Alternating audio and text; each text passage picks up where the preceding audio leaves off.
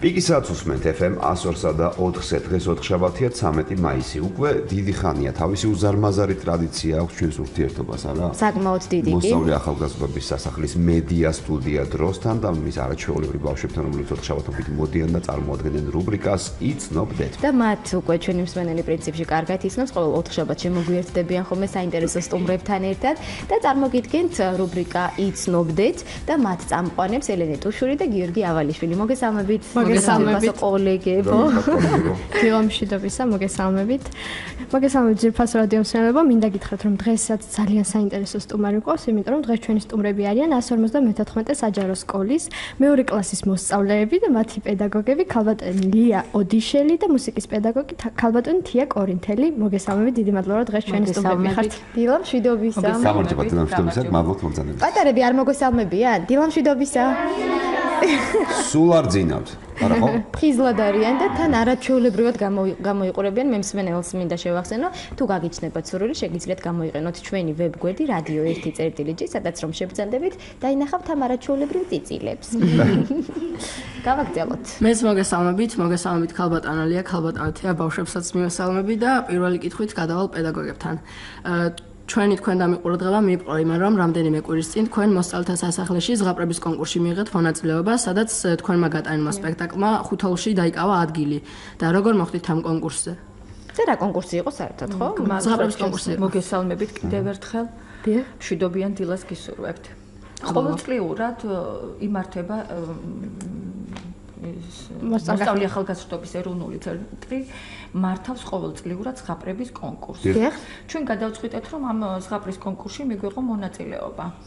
საერთოდ ჩვენი სკოლა ყოველთვის აქტიურად იღებს საგანმანათლებლო კონკურსებში მონაწილეობას და ასევე შემოქმედებით კონკურსში მონაწილეობას. გადავწყვიტეთ, რომ მეორე კლასელებისთვის ცოტა ეს უფრო ახალი იყო, რაღაცა უცხო იყო და გავაკეთეთ ზღაპარი. და რა სპექტაკლი გაიტანეთ? გავიტანეთ ჩხიკვთა ქორწილი.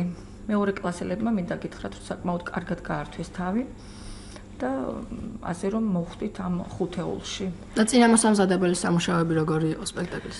წინამოსამზადებელი სამუშაოები იყო, ასე დაიწყო ჩვენი აღმოჩენა, ასე ვთქვათ. საახალწლოდ გავაკეთეთ სპექტაკლი. შემდეგ ამ სპექტაკლში ჩვეულებრივად ყველა დაწყებითი განათლების საფეხურზე ვაკეთებთ ხოლმე ზღაპრების კონკურსს საახალწლოდ. ზღაპრების კონკურსი იყო დატვირთული სხვადასხვა ზღაპრები და ნამუნარიდები მქონდა. შემდეგ აღმოჩნდა, რომ ეს ზღაპარი ჩხიკვთა ქორწილში ვინც მონაწილეობდა, ყველაზე საუკეთესო აღმოჩნდა ამ ზღაპრებში. როგორც ჟიურიმ, იქ დამწერლ საზოგადოებამ, მუსიკის მასწავლებელმა გადავწყვიტეთ, რომ ამ სპექტაკლით ამ ბავშვებთან ერთად მიგვეღო მონაწილეობა და ასე შედგა ეს ჩვენი კონკურსი. ქალბატონო ლია, როგორ შეარჩიეთ ბავშვები და როგორ გაანაწილეთ როლები? როგორ გავანაწილეთ და საკმაოდ მინდა გითხრათ, რომ აი განსხვავებული ტიპის ბავშვები მოდიან. მეორე კლასელებში არის სიცოცხლით სავსე. აი ერთი მარცვლის გადაგდება საკმარისი აღმოჩნდება იმისთვის, რომ ბავშვები მოერგონ ყველაფერს. მოხდა ისე, რომ როლები სხვადასხვანაირად გავანაწილეთ, მაგრამ უკეთ ვინც შეასრულა, უკეთ ვინც მეტყველებდა, აღმოჩნდა ის როლში დაკავებული. ქალბატონო თია, თქვენთან მაქვს კითხვა, როგორ შეარჩიეთ მუსიკა და ბავშვები თუ იღებდნენ მონაწილეობას მუსიკის შერჩევაში? მოგესალმებით, მივესალმები რადიო მსმენელებს, მშვიდობიან დილას გისურვებთ. ვინაიდან ზღაპრის კონკურსის ფორმატი არის დროში შეზღუდული და ამ პატარა დროში უნდა გაგვეკეთებინა, უნდა ნაჩვენები ყოფილიყო, როგორც მეტყველების კულტურა უნდა ყოფილიყო, სიმღერა, ცეკვა, აქედან გამომდინარე, ჩვენ ავირჩიეთ ყველაზე ცნობილი ხალხური სიმღერა ვისია, რომელიც რასაც ბავშვებმა მიუხედავად თავიანთი ასაკიდან გამომდინარე შესანიშნავად გაართვეს თავი. რადგან ეს სიმღერა ხშირად სრულდება ძოლად საქორწილო რიტუალების დროს და აქედან გამომდინარე შეირჩა ეს სიმღერა ბავშვებმა საკმაოდ კარგად გაართვეს თავი. მონაცემებიდან გამომდინარე შეირჩა მოისმინა თითოეული მონაწილე ბავშვი და ვინც უფრო მუსიკალური ნიჭით იყო დაჯილდოებული და არ გაუჭირდა ამ სიმღერის შესრულება, აქედან გამომდინარე ამ ტიპით მოხდა ამ სიმღერის წარდგენა. რა დონემდე იყვნენ ბავშვები ჩართულები წინამოსამზადებელ სამუშაოში, აი დეკორაციაში თუ მოგეხმარენ, დიახ, საკმაოდ ისეთი განვითარებული თაობა მოდის. აქვს ძალიან ბევრი იდეები. ამ ყველაფერში ბავშვებთან ერთად თანადგომა იყო ძალიან დიდი მშობლების. ბავშვებთან მუშაობა ძალიან საინტერესო იყო, იმიტომ რომ ყოველი მათთან შესვლა იყო რაღაცა სიახლის აღმოჩენა და აქედან მშობლებთან, ბავშვებთან, პედაგოგებთან შეჯერებით ასეთ დაიხვეწა და ბავშვებსაც კი. მოდი გავიცნობთ. გამარჯობა მეგობრებო, როგორ ხართ? ყველაზე მეტი ლაპარაკი ვის უყვარს თქვენში? ყველაზე ბევრი ლაპარაკი გიყვართ? ან სპექტაკლში ვის მოუწია ყველაზე მეტი ლაპარაკი? ახლა პირდაპირ ეთერში ვის უნდა ლაპარაკი ჩვენთან ერთად? ვინი ლაპარაკი? ყველას. კარგი, მაშინ ვინც ილაპარაკებს მიკროფონთან ახლოს მოვიდეს, კარგი? რომელსაც გაგიხარდებათ. მოდით რომელიმე მიკროფონთან რაღაც შეკითხვები. აბა ვინ რა როსასრულებდით? აბა დაიწყე რუსუდან. რა ქვია შენ? რუსუდანი ხო? როგორც უკან. ვერ წდება მიკროფონი. სამოწიოთ მიკროფონი. აი ასე. მეორე კლასელები ხართ ხო თქვენ ყველა? დიახ. სულ კლასელები ხართ? დიახ. რუსთან სპექტაკლში ვინ იყავი, მოგვიყევი? ჩხეკვი ქეთევანი. ვაუ, ერთ-ერთი. მერე მოგეწონა? კი. რა რა საკეთებდი ხდება? გითხარი? ჭხილთა კორტელში ამბავი რა ხდება მომიყევი. დამავიწყდა უკვე. მე ცეკვავდი, მეც არაფერს არ ვაკეთებ. შემდეგი აბა კარგი, მე მინდა რომ ყველამ თქვა თქვენი სახელი და გვარი და რას ასრულებთ. კარგი? მოდი დავიწყოთ, აი შენგან დავიწყოთ და ასე მივიყვეთ მე. მოდი მიკროფონი გითხარი სახელი და გვარი და რას თამაშობ სპექტაკლში? მე მქვია დათა. დათა? ცხვარიაშვილი. სასიამოვნოა, მე დათო ვარ. და რას ასრულებ? მე ვასრულებდი კოდალას როლს. მაგარი კოდალა იყავი ესეთი. უკაკუნებდი? ისეთი კოდალა იყავი, ცუდ ხასიათზე როა სულ. თუ არა? ხასიათი როგორი ქონდა კოდალას? კარგად იყავი. კარგად იქნებოდი ნიჭი. კარგი, აბა შენ მიხარი. შემდეგებო. აბა მოდი. რა ქვია? ვასა ჭიღლაძე. შენ რა როლს ასრულებდი? მე ვასრულებდი არწივის როლს. ოჰო. ძალიან კაცრი იყავი? დიახ. აი შენ რომ შემოდიოდი ყველა შიშის ანკალებდა ალბათ, ხო? მოგეწონა? დიახ. არ გაგიჭირდა როლის შესრულება? არა. არა გააჭირებდა. შემდეგი აბა ბაფთიანი. ბაფთიანი ბიჭი. გამარჯობა. გამარჯობა. რა ქვია? რეზი ზაუტაშვილი. რეზი. რას თამაშობდი? ჩოკე ზაქარიელს როლს. ოჰო. კარგია. რეზი, კმაყოფილი ხარ შენი გამოსვლით? დიახ. უკეთესი შეგეძლო. რა გაგიჭირდა? არაფერი. ყოჩა. ქეთევანი გავიცანით ქეთევანი უკვე. გავიცანით. შემდეგი აბა ბაფთიანი გოგო გიხდება ასევე, ის ოღონდ თავზე თავზე კეთია. ბაფთით. რა ქვია? თამარ პაიჭაძე. თამარ. რა როლს რას ასრულებთ? თამაშობდი? მე ვიყავ ჩხიქთან ქართელში მთხრობელი. თხრობელი იყავი, ანუ შენ მიყავდა ამბავი მთლიანად, ხო? ბევრი ტექსტი შეხვდებოდა შენ, ალბათ ყველაზე მეტი, ხო? გაგიჭირდა დამახსოვრება? ყველაზე მეტი ხო? დამახსოვრება არ გაგიჭირდა, თუ კითხულობდი გიჭირდა. არა. სიმღერით. სიმღერით.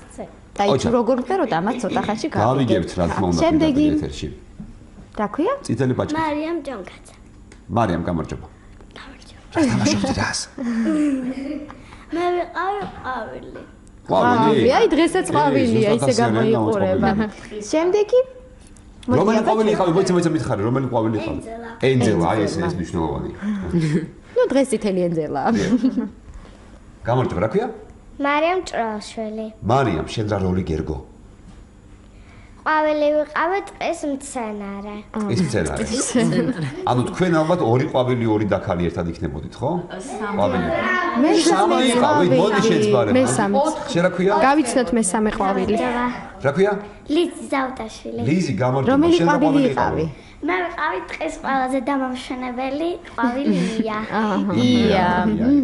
და დაგვრჩა ყველაზე ესეთი გაპრანჭული, ხახალუხში გამოწყობილი. მიკროფონთან ძალიან მთხოთ. თქვენი სახელი? ნუგო ჭიღლაძე. გამარჯობა ბატონო ნუგო. როგორი სერიოზულია? შენ რა როლს ასრულებდი ნუგო? მე ვიყავი თომა. თომა.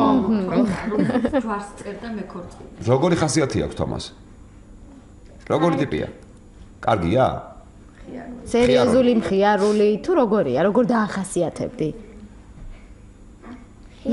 მხიარული, აბა გავიცანით.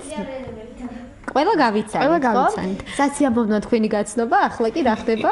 ახლა დღევანდელი გადაცემის ყველაზე პატარა მონაწილეები გაითამაშებენ სპექტაკლიდან პატარა ნაწყვეტს. აბა, გისმენთ. დაგჭირდება აუცილებლად მასწავლებლის დახმარება. მზად ხართ ბავშვებო? დიახ. აბა ყურადღებით.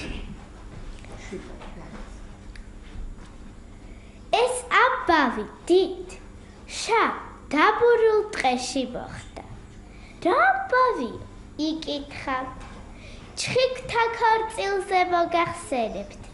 ჩხიკვი ზაქარია იწერდა ჯვარს ლამას. სიტურფით გათქმულ ჩხიკვ-ქეთევაზე. აბარახალგაზრდა ფრინველს ჯვარს წერდა. ხვცოვანი ჩხიკვი თომა. თომამ აღაპყრო თვალნის ეცას და წარმოს თქვა.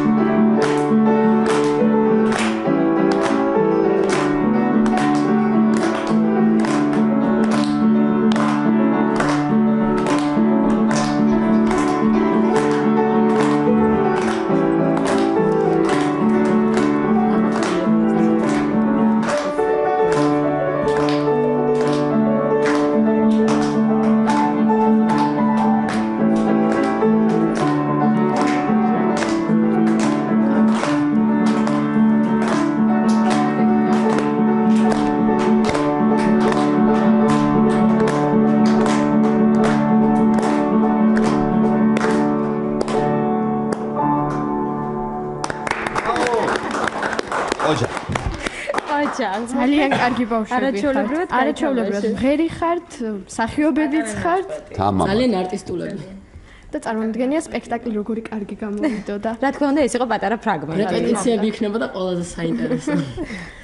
ქალბატონოლია. ბავშვებსაც ეთყავთ რაღაც განსაკუთრებული ხელწერა და აი ამ ხელწერაზე გავიგე მაშინ, როდესაც გადაცემას ვამზადებდი და იქნება აი ამაზე გვესაუბროთ. მეცით ეს ხელწერა როგორც თია ამბობს, ყველა პედაგოგს თავისი მიდგომა აქვს, თავისი მეთოდი აქვს, როცა ღონისძიებას ამზადებს და ჩემში ასე მოდის ეს ღონისძიება, იცით, პირველად ღონისძიებას ვერ ხედავ. პირველად მოდის მუსიკა ჩემში. აი რაღაც ჩამესმის თითქოს ყურში და ამ მუსიკის ფონზე მე ვაგებ აი ამ მუსიკის ფონზე ვაგებ ყველაფერს. ანუ მუსიკა მესმის და ისევ შლი ტექსტს მთლიანად.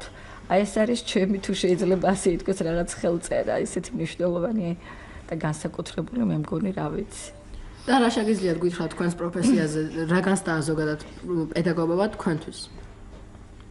პედაგოგობა ეს არის კი ნამდვილად რთული კითხვა. პედაგოგობა მე ვფიქრობ, რომ ეს არის პროფესიათა შორის ყველაზე ერთ-ერთი ურთულესი პროფესია. მრავალი თაობის აღზრდა გიწევთ. ძალიან, ეს არის შემოქმედებითი პროფესია, რომელიც აი სირთულეებთან არის ძალიან დაკავშირებული. უნდა გიყვარდეს აუცილებლად ბავშვი, რომ ამ პროფესიას წარუძღვე. და გაბედული რომ აიღო ამ ხელფასმოსგებლობა საკუთარ თავზე. რა თქმა უნდა. ძალიან დიდი პასუხისმგებლობა. მომავალი თაობის აღზრდა განვითარება შენგევალება, მათი მომავალი გზის გაკვლევა შენგევალება და ძალიან დიდი სირთულე და პასუხისმგებლობაა. ქალბატონია თქვენი აზრით მოინტერესებს ამასთან დაკავშირებით.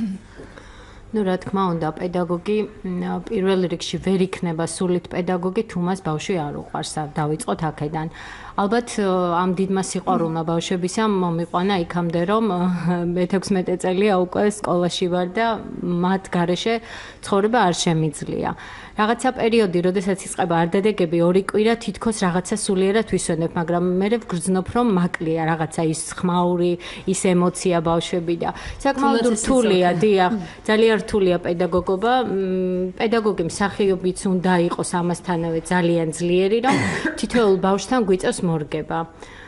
ლავით დიახ და რთული საქმეა ძალიან რთულია ქალბატონელია რა პერსპექტივას ხედავთ თქვენს მოსწავლეებში და როგორ ფიქრობთ როგორებს ჩაბარებთ მას წლისბორის მშობლებს აი სანამ ამ შემთხვევაში პასუხებს მსმენელი გველდება ხაზზე და მას მივესალმოთ გამარჯობა მოგესალმებით დილამშვიდობისა ვიწრე ბავშვებზე გეტყოდეთ 1-2 სიტყვით დღეს ყოფილა სუფრის დანა ჩანგლის დაბადების დღე დანის მხოლოდ ჩანგლის არა დანაზე ცხონებულ ნოდარ დუმბაძეს აქვს ნათქვამი ვერ გაჭრა თურმე სუფრაზე ხორცი ვერაფრით ვერ გაჭრა და აგიტანა მარტო იმისა თუ გამოდგება რომ დავარდება ის ქალი მოდის სტუმრად თუ კაცი რომ ეგრო გამოვიცნოთ ხოდა ხო ამ ბავშვებზე რა იქნება ჩემი ნატრა რომ ასეთი გადაცემა ტელევიზიით გადმოიცემოდეს რა მოხდება რადიოზე მეტად ხო ტელევიზიას უყურებს დღეს ბავშვები და რა მოხდება ასეთი ბავშვები გვაჩვენონ ტელევიზიით თუ უფრო კარგი გადაცემები გადის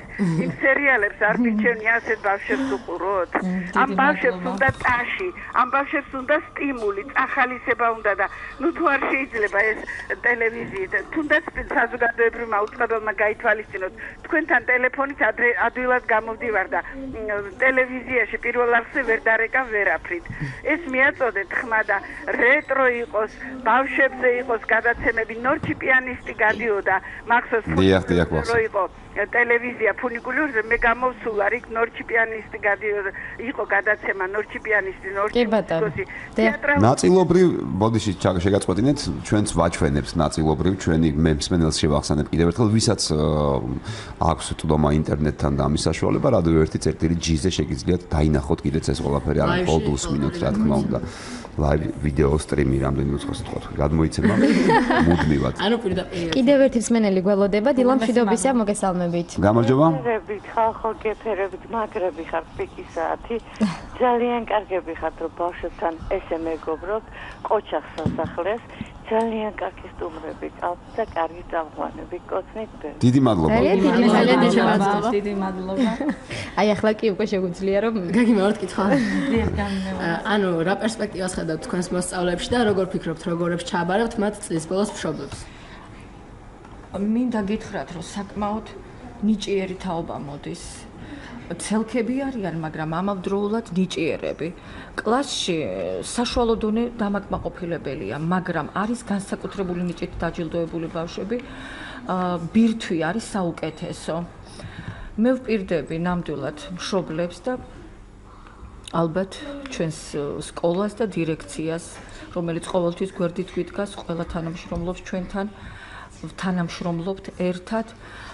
რომ ბავშვებში აი თუ რაიმე აღმოჩენა შეიძლება ეს შემოქმედებითი ხაზი იქნება თუ ისეთ ზოგად საგანმანათლებლო ხაზიდან ერთი სიტყვით არიან არაჩვეულებრივად მომზადებული ბავშვები თვითონ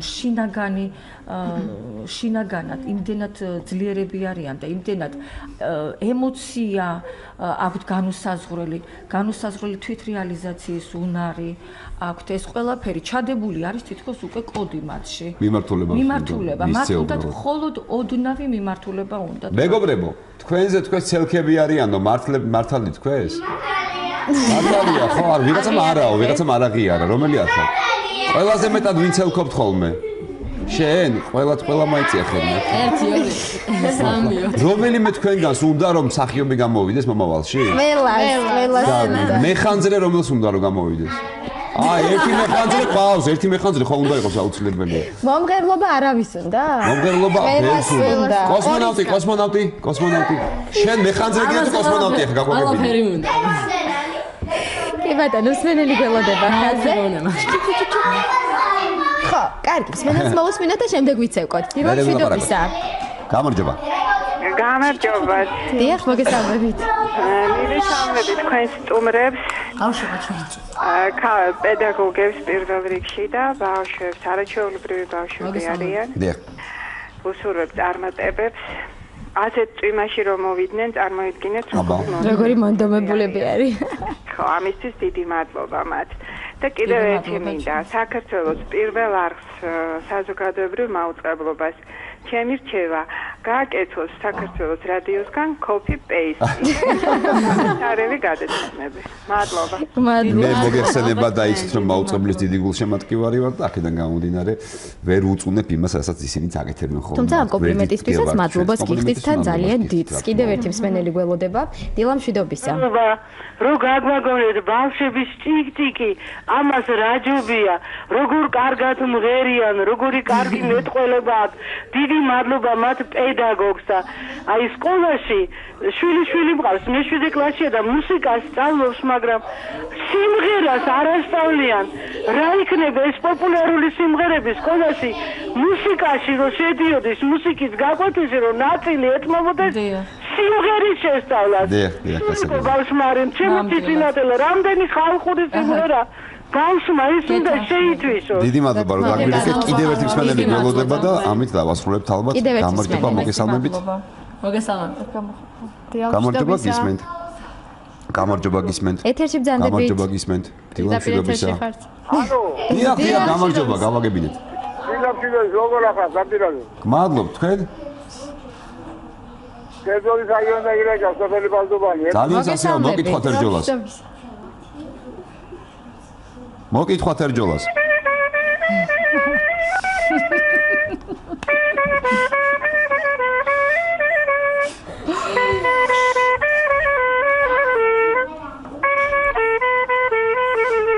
ცალკალი შესრულება FM 104 თერჯოლის რაიონიდან პირდაპირ ეთერში. ჩვენი მუსიკალური გაფორმება, არაჩვეულებრივი. ჩვენი მსმენელი, რომელიც გვახალისებს ხოლმე და გვიქთბის განწყობას დიდი მადლობა თქვენ ამისთვის.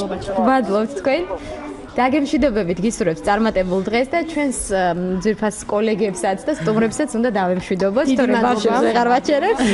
დიდი მადლობა ბავშვებსაც და მათ პედაგოგებსაც. კარგად მადლობა. დიდი მადლობა მოგზაურობისათვის. მეგობრებო, წარმატებებს გისურვებთ. წარმატებულ დღეს. ჩვენი გულშემატკივარი ვიქნებით.